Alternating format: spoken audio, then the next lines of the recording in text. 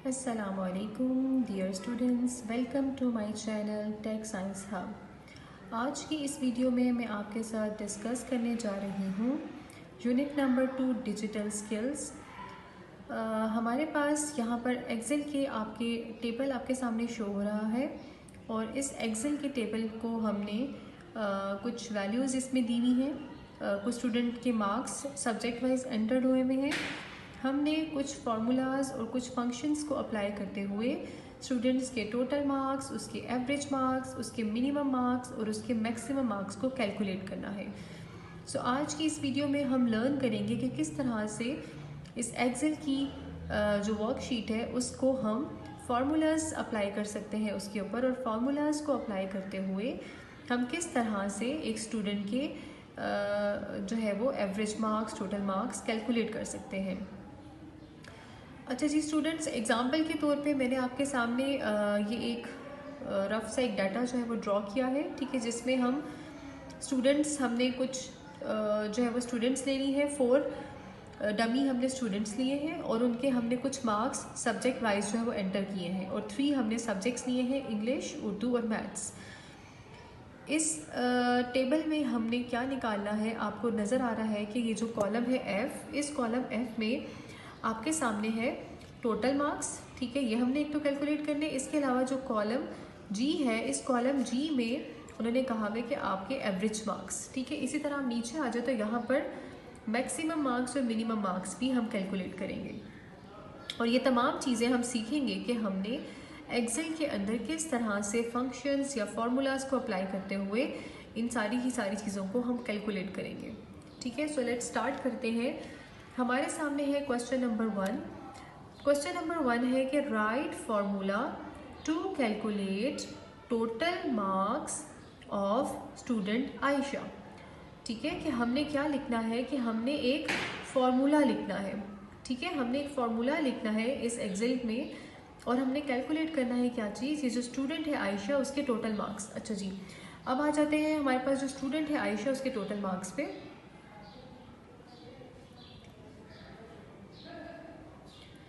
जो स्टूडेंट है आयशा उसका सबसे पहला जो सब्जेक्ट है उसके सबसे पहले सब्जेक्ट में इंग्लिश में उसके मार्क्स है 70, उर्दू में है 80, मैथ्स में है 60। अच्छा स्टूडेंट्स, हम यहाँ पे कोई मैथ्स जो है ना वो अप्लाई नहीं करेंगे, हमने ये कभी नहीं करना। मोस्टली स्टूडेंट्स क्या करते हैं, वो सिंपल उठा के वैल्यूज़ को एडअप कर देते हैं और कहते हैं कि भाई हमने तो फार्मूला अप्लाई कर दिया। ये कोई मैथमेटिकल फार्मूला नहीं है। यहाँ पर हम कंप्यूटर में जब हम एक्सेल में वर्क करते हैं तो फिर हमने कुछ फंक्शंस और कुछ कह लें कि वैल्यूज़ का इस्तेमाल करते हुए इसको कैलकुलेट करना है, ठीक है। मैथ्स का हमने कोई यहाँ पे एडिशन सब्ट्रैक्शन अप्लाई करके टोटल मार्क्स कैलकुलेट नहीं करने, ठीक है। सो क्वेश्चन में उन्होंने कहा था कि आपने फार्मूला अप्लाई करना है और फार्मूला के थ्रू आपने कैलकुलेट करना है स्टूडेंट आयशा के total marks. So student Ayesha के इंग्लिश में है 70, उर्दू में है 80, मैथ्स में है 60। सो टोटल मार्क्स हमने यहाँ पे स्टूडेंट के निकालने हैं। टोटल मार्क्स निकालने के लिए जो फार्मूला होता है गर्ल्स, फार्मूला में हमने ये देखना है कि उसके जो सब्जेक्ट वाइज मार्क्स पड़े हुए हैं वो किस कॉलम में और यहाँ से किस रो में पड़े हुए हैं, ठीक है। ये जो आपको ऊपर नज़र आ रहा है A, B, C, D so on G तक, ये सारे हमारे पास क्या है, ये वन बाय वन सारे के सारे कॉलम्स हैं, ठीक है। एक्सेल के हमारे पास जो ये वर्कशीट आपके सामने शो हो रही है ये उस वर्कशीट्स के डिफरेंट कॉलम्स हैं। इसी तरह यहाँ साइड पे जो आपके सामने शो हो रहे हैं 1, 2, 3, 4, 5, 6, ये आपके सामने क्या है, रोज़ हैं, जो कि 1 से लेके 7 तक डिफरेंट रोज़ हैं, ठीक है। तो हमने इसके जब टोटल मार्क्स कैलकुलेट करने हैं तो हमने क्या करना है, हमने ये देखना है कि जो स्टूडेंट है आयशा उसका जो पहला सब्जेक्ट है इंग्लिश, उसके इंग्लिश के जो मार्क्स हैं वो यहाँ से किस कॉलम में और किस रो में पड़े हुए हैं। तो यहाँ पे अगर आप लोग देखें तो ये कॉलम नंबर C है, ठीक है। 70 जो इसके मार्क्स हैं आयशा के इंग्लिश में वो कॉलम C है, और यहाँ से वो किस रो में पड़े हुए हैं, रो नंबर 2 में पड़े हुए हैं, ठीक है। तो हम इसको लिखना स्टार्ट करते हैं गर्ल्स। सबसे पहला जो हमारा क्वेश्चन है उसमें हमारा फॉर्मूला क्या बनेगा। अच्छा जी, टोटल मार्क्स हमने कैलकुलेट करना था, फॉर्मूला अप्लाई करना था, तो सबसे पहले हम लिखेंगे यहाँ पे C2, उसके बाद हम साइन डालेंगे प्लस का, ठीक है, प्लस नेक्स्ट हम देखेंगे कि उसकी जो स्टूडेंट थी आयशा उसके जो उर्दू का नेक्स्ट सब्जेक्ट है, उर्दू के मार्क्स कहाँ पड़े हुए हैं, किस कॉलम में और वहाँ से किस रो में, ठीक है। नेक्स्ट जो उर्दू के मार्क्स हैं वो किस में पड़े हुए हैं, कॉलम डी में, और यहाँ से पड़े हुए हैं रो नंबर 2 में। तो नेक्स्ट हम क्या लिखेंगे यहाँ पे, D2, ठीक है, इस तरह से। उसके बाद नेक्स्ट हम चलेंगे यहाँ पर, जो नेक्स्ट उसका सब्जेक्ट है वो है उसका मैथ्स। मैथ्स के जो मार्क्स है वो पड़े हुए हैं कॉलम ई में, और यहाँ से पड़े हुए हैं रो नंबर 2 में, ठीक है। ये 60 मार्क्स हैं स्टूडेंट के, तो ये 60 मार्क्स किस रो में पड़े हुए हैं, रो नंबर 2 में, और वहाँ से किस कॉलम में पड़े हुए हैं, ई में, ठीक है। तो हम इसको किस तरह से लिखेंगे, +E2, ठीक है। तो ये स्टूडेंट्स हमारे सामने क्वेश्चन नंबर 1 का जो आंसर है वो आ गया, ठीक है। क्वेश्चन नंबर 1 का आंसर क्या है, आपने सिंपल फॉर्मूला अप्लाई करना था, और फॉर्मूला के थ्रू आपने इस स्टूडेंट के टोटल मार्क्स को कैलकुलेट करना था, ठीक है। आइए अब चलते हैं हम इसके क्वेश्चन नंबर 2 की जानिब।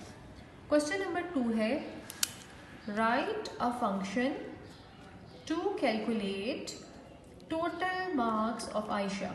अब सेम स्टूडेंट है वापस हमारे पास आयशा, और अब वो क्या कह रहे हैं कि इस स्टूडेंट के आपने टोटल मार्क्स कैलकुलेट करने हैं, लेकिन यहाँ पर आपने क्या अप्लाई करना है, फंक्शन अप्लाई करना है। क्या अप्लाई करना है, फंक्शन अप्लाई करना है। फर्स्ट क्वेश्चन में हमने क्या अप्लाई करना था, फॉर्मूला, जो कि हमारा ये था, ठीक है, जिसमें हमने सिंपल रोज और कॉलम्स को देखते हुए एडअप कर दिया। यहाँ पे हमने क्या अप्लाई करना है, फंक्शन अप्लाई करना है। तो फंक्शन हमारे पास जब भी एक्सेल में हम काम कर रहे होते हैं और किसी भी चीज़ का टोटल हमने निकालना होता है, तो उस केस में जो फंक्शन होता है वो होता है सम फंक्शन, ठीक है। सो सम फंक्शन हम अप्लाई करेंगे यहाँ पे। क्वेश्चन नंबर 2 है हमारा, यहाँ पे हम सम फंक्शन अप्लाई करेंगे। और एक्सेल में स्टूडेंट्स याद रखिएगा, जब भी हमने कोई फंक्शन अप्लाई करना होता है तो सबसे पहले हम क्या चीज़ लिखते हैं, यहाँ पे इक्वल्स का साइन डालते हैं, ठीक है। सबसे पहले हम इक्वल्स का साइन डालेंगे, उसके बाद हम लिखेंगे यहाँ पे सम, ठीक है, सम। उसके बाद आ जाएगी हमारे पास ब्रैकेट। ब्रैकेट में अब हमने उसको बताना है कि जो स्टूडेंट है आयशा, उसके मार्क्स कहाँ से लेके कहाँ तक जा रहे हैं, ठीक है। फॉर्मूला में स्टूडेंट्स हमने तमाम जो मार्क्स थे उसके जिस कॉलम में थे वो हमने 1 बाय 1 सबको लिखा, लेकिन जब हम फंक्शन की बात करते हैं तो फंक्शन में हमने उसकी जो रेंज है मार्क्स की, उसका फर्स्ट रेंज और जो उसकी लास्ट रेंज है जस्ट हमने वो बतानी होती है, ठीक है। सो आइए यहाँ पे चलते हैं हम। जो सबसे पहला उसका सब्जेक्ट है इंग्लिश, वो कहाँ पे पड़ा हुआ है, वो पड़ा हुआ है कॉलम C2 में, ठीक है। पहले जो मार्क्स हैं उसके 70 वो कहाँ पे पड़े हुए हैं, C और यहाँ से 2 में। तो सबसे पहला हमारे पास आ गया इसका C2, ठीक है। उसके बाद नेक्स्ट हम यहाँ पे क्या डालेंगे, कॉलन का साइन डालेंगे, ठीक है। उसके बाद हमने दरमियान में जो उसका उर्दू का जो सब्जेक्ट आ रहा है हम उसका नहीं मेंशन करेंगे, ठीक है, बल्कि हम जो लास्ट उसका जो मार्क्स हैं, जो लास्ट उसका जो सब्जेक्ट है वो है मैथ्स, उसके जो मार्क्स हैं उसकी जो लोकेशन है मार्क्स की वो हम उसको भेजेंगे। ये जो मार्क्स पड़े हुए हैं उसके 60 वो किस लोकेशन पे पड़े हुए हैं, वो पड़े हुए हैं E और यहाँ से E2 पे पड़े हुए हैं, ठीक है। कहाँ पे पड़े हुए हैं, E2 पे। तो हम उसको जो लास्ट उसकी लोकेशन है वो हम उसको भेजेंगे। तो ये क्या है हमारी E2। तो ये हो गया स्टूडेंट्स हमारे पास फंक्शन, ठीक है। ऊपर वाला था फॉर्मूला और ये हो गया हमारे पास फंक्शन। फंक्शन के थ्रू हमने इस स्टूडेंट्स के, जो स्टूडेंट थी आयशा, उसके टोटल मार्क्स को हमने कैलकुलेट कर लिया।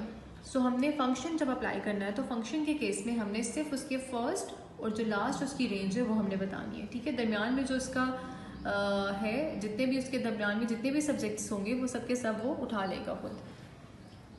सो उसके बाद हम चलते हैं क्वेश्चन नंबर 3 पे। क्वेश्चन नंबर 3 है हमारे पास, write a function to calculate average marks of student मिन्हा, ठीक है। अब हमने क्या करना है, हमने एवरेज मार्क्स कैलकुलेट करने हैं इस स्टूडेंट मिन्हा के। सो एवरेज मार्क्स कैलकुलेट करने हैं हमने किस स्टूडेंट के, जो 3rd नंबर पे हमारे पास स्टूडेंट है मिन्हा, इस स्टूडेंट के हमने एवरेज मार्क्स कैलकुलेट करने हैं, ठीक है। एवरेज मार्क्स हमारे पास ये दिए हुए हैं, ठीक है। तो हमारे पास यहाँ पे आएंगे इस बच्ची के एवरेज मार्क्स। एवरेज मार्क्स के लिए हमारे पास जो फंक्शन होता है वो होता है एक्सेल में इक्वल का साइन हम डालेंगे, जैसे मैंने आपको पहले बताया था। उसके बाद हम यहाँ पे लिखेंगे AVG, ठीक है। एवरेज होता है AVG। उसके बाद इसी तरह हम ब्रैकेट डालेंगे ब्रैकेट डालने के बाद हमने देखना है कि जो स्टूडेंट मिन्हा है उसका जो सबसे पहला सब्जेक्ट है इंग्लिश, वो इंग्लिश के जो मार्क्स है उसके हैं 65, ठीक है। वो 65 किस लोकेशन पे पड़े हुए हैं, किस लोकेशन पे पड़े हुए हैं स्टूडेंट्स, सी और यहाँ से 4, ठीक है। फोर्थ कॉलम, फोर्थ रो है और कॉलम जो है हमारे पास वो क्या है, वो सी है, ठीक है। तो हम सबसे पहले क्या लिखेंगे यहाँ पे, C4। उसके बाद हम उसी तरह कॉलन डालेंगे यहाँ पे और उसके बाद हम यहाँ से बताएंगे कि जो लास्ट उसके मार्क्स हैं वो कहाँ पे पड़े हुए हैं। जो लास्ट उसके मार्क्स हैं वो है मैथ्स का सब्जेक्ट, और मैथ्स के सब्जेक्ट के जो मार्क्स है 85 वो कहाँ पड़े हुए हैं, वो पड़े हुए हैं लोकेशन E, कॉलम है और वहाँ से रो जो है वो क्या है उसकी 4th रो है, ठीक है। तो यहाँ पे हम लिखेंगे इसको इस तरह से E4, ठीक है स्टूडेंट्स। तो ये हो गया हमारे पास थर्ड क्वेश्चन का आंसर कि हमने स्टूडेंट मिन्हा के एवरेज मार्क्स कैलकुलेट करने थे। तो एवरेज मार्क्स कैलकुलेट करने का ये तरीका है, ठीक है। चूँकि ये भी एवरेज भी एक फंक्शन है, सो फंक्शन को अप्लाई करने के लिए हमने सबसे पहले इक्वल का साइन डालना होता है, उसके बाद हमें उस फंक्शन का नाम लिखना होता है, उसके बाद हम ब्रैकेट्स डालते हैं, ये this is the round bracket.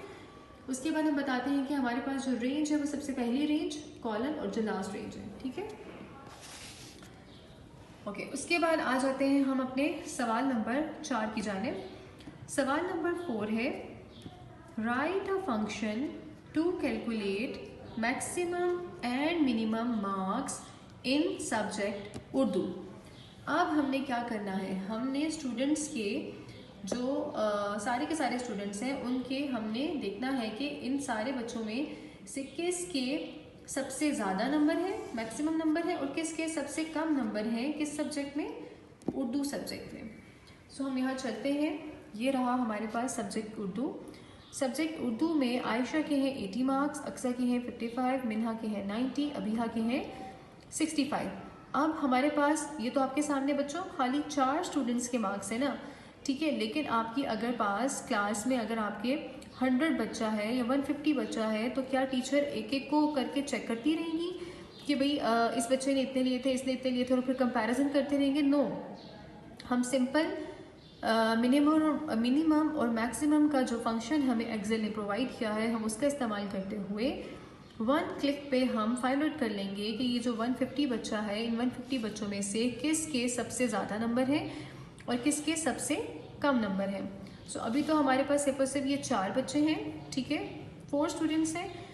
तो हम किस तरह से अप्लाई करेंगे फॉर्मूला, सबसे पहले हम यहाँ पे लिखेंगे मैक्सिमम स्कोर फाइंड आउट करेंगे, ठीक है। मैक्सिमम स्कोर फाइंड आउट करने के लिए हमने बिल्कुल उसी तरह यहाँ पे क्या लिखना है, इक्वल का साइन डालना है, उसके बाद हमने लिखना है मैक्स। मैक्स लिखने के बाद हमारे पास जो रेंज है स्टूडेंट्स वो हमने, क्योंकि हमें पास क्वेश्चन में स्पेसिफाई कर दिया गया है कि आपने सिर्फ और सिर्फ सब्जेक्ट उर्दू में कैलकुलेट करने हैं मैक्सिमम और मिनिमम नंबर। सो हम सिर्फ और सिर्फ सब्जेक्ट उर्दू की ही मार्क्स की लोकेशन को वहाँ पे एंटर करेंगे यहाँ पे, ठीक है। तो जो सब्जेक्ट उर्दू है उसका जो पहला मार्क्स है वो है 80, वो किस लोकेशन पे पड़ा हुआ है, D, और यहाँ से वो पड़ा हुआ है 2 पे, ठीक है। तो हम यहाँ पे क्या एंटर करेंगे, सबसे पहले D2, ठीक है। उसके बाद हम डालेंगे उसी तरह से कॉलन। कॉलन डालने के बाद स्टूडेंट्स हमारे पास ये जो दरमियान में 2 मार्क्स हैं स्टूडेंट अक्सा के, उसके बाद जो स्टूडेंट मिन्हा है, हम इन दोनों के मार्क्स की लोकेशन नहीं देंगे, क्योंकि हमने कहा था कि जब भी हम कोई एक्सेल में फंक्शन अप्लाई करते हैं तो हमने सिंपल जो पहला उसकी रेंज है और जो लास्ट रेंज है हमने वो बतानी होती है। तो पहली रेंज हमने बता दी जो कि क्या थी, D2, ठीक है। और जो लास्ट रेंज है इसकी वो क्या हो जाएगी, लास्ट रेंज है ये, लास्ट रेंज भी क्या होगी, D, और यहाँ से होगी 5, ठीक है। ये 5th रो में पड़े हुए उसके मार्क्स, तो वो क्या हो जाएगी D5, ठीक है। तो यहाँ पे हम एंटर कर देंगे इसको D5। तो जब हम ये फार्मूला अप्लाई करेंगे मैक्सिमम का तो वो हमें कैलकुलेट कर देगा इस फार्मूला के तहत कि ये जो सब्जेक्ट है उर्दू, इस सब्जेक्ट में किस स्टूडेंट के सबसे ज़्यादा नंबर हैं। ओके, इस क्वेश्चन के अंदर हमें 2 पार्ट्स थे, एक था मैक्सिमम और दूसरा था मिनिमम मार्क्स की बात की गई थी। हमने मैक्सिमम मार्क्स कैलकुलेट कर लिए, अब हम कैलकुलेट करने जा रहे हैं minimum marks. So minimum marks जो कैलकुलेट करने हैं उसके लिए भी सिंपल हमने इसी तरह से इक्वल का साइन डालना है और उसके बाद हमने लिखना है फंक्शन मिन का। ठीक है, मिन का फंक्शन हमने लिखना है। उसके बाद हमने ब्रैकेट डालनी है। ब्रैकेट डालने के बाद सेम हमने देखना है कि जो सब्जेक्ट उर्दू है उसके जो मार्क्स हैं वो जो सबसे पहला मार्क्स है वो किस लोकेशन पे पड़ा हुआ है। तो सेम वही लोकेशन है, D2 से लेके कहाँ तक जा रहा है, ये D5 तक जा रहा है। ठीक है, तो हम सेम यहाँ पे भी वही लिखेंगे, D2 से लेके D5 तक। ठीक हो गया। सो स्टूडेंट्स, ये सारे के सारे हमारे पास कुछ फंक्शंस थे जिनके थ्रू हम कैलकुलेट कर सकते हैं किसी भी स्टूडेंट के टोटल मार्क्स और किसी भी स्टूडेंट्स के टोटल जो है वो उसके एवरेज स्कोर, उसके मिनिमम स्कोर, उसके मैक्सिमम स्कोर। फार्मूला में हमने सिंपल फार्मूले में जब हमने बात की थी तो उसमें हमने सिंपल वैल्यूज एंटर करनी होती हैं। जब हम फंक्शंस पे आ जाते हैं तो फंक्शंस पे हमने फिर इस तरह से सम फंक्शन अप्लाई करना है। जब एवरेज की बात की जाएगी तो एवरेज का फंक्शन अप्लाई करना है। जब मैक्सिमम मार्क्स कैलकुलेट करने की बात की जाएगी तो हमने मैक्स का फंक्शन अप्लाई करना है। इसी तरह जब मिनिमम फंक्शन की बात की जाएगी तो हमने मिन का फंक्शन अप्लाई करना है। सो स्टूडेंट्स, ये हैं हमारे इन सारे के सारे 4th क्वेश्चन के आंसर। आई होप कि आपको ये क्वेश्चंस के आंसर्स क्लियर हो गए होंगे। मोर वीडियोस को वॉच करने के लिए प्लीज़ मेरे चैनल को लाइक करें और सब्सक्राइब करें। Thank you so much for watching my videos.